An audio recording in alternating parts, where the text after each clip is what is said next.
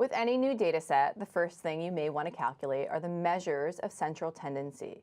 That is, you'd like to know something about the average or the middle of your data. The most commonly used measures are the mean, median, and mode. Suppose you have the age and annual salary of the chief executive officers for 60 small, highly ranked firms. We'll begin by reading in the data. Here we can use the readr package, and we use the read_CSV function. Here's what the data looks like.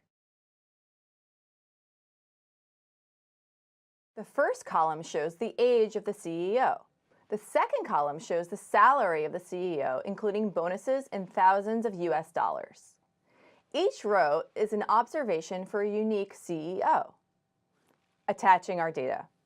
We use the attach function and pass in the name of our data frame to allow us to easily reference it through our R session. Here we use attach and we're passing in CEO. How many rows are in our data set? Well, we can use the length function to see how many observations we have for a specific variable. In this case, we're looking at the salary variable.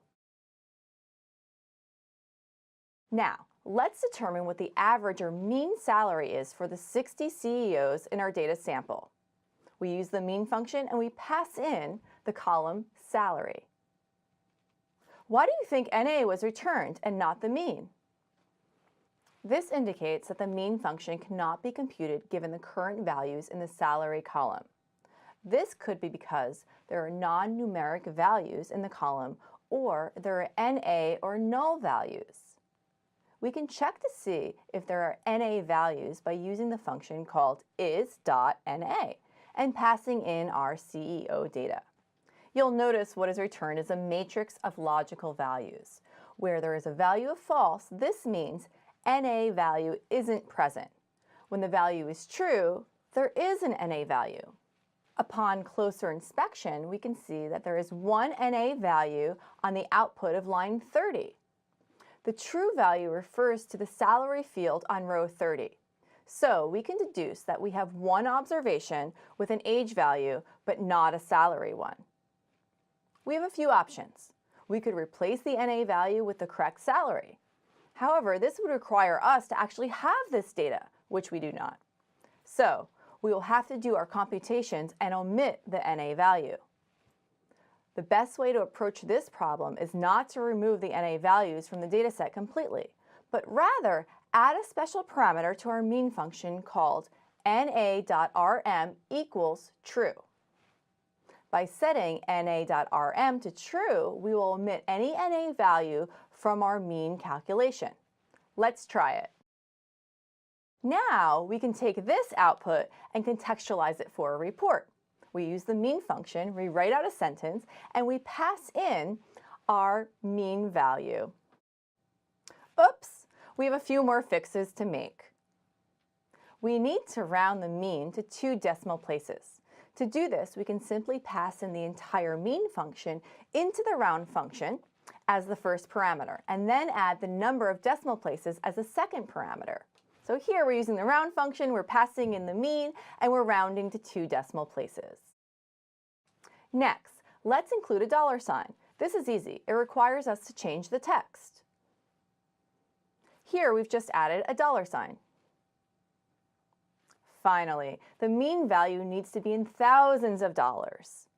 The mean salary of a CEO is not $404. We can simply do this by multiplying the mean value by 1,000. You'll probably see one more tiny area for improvement.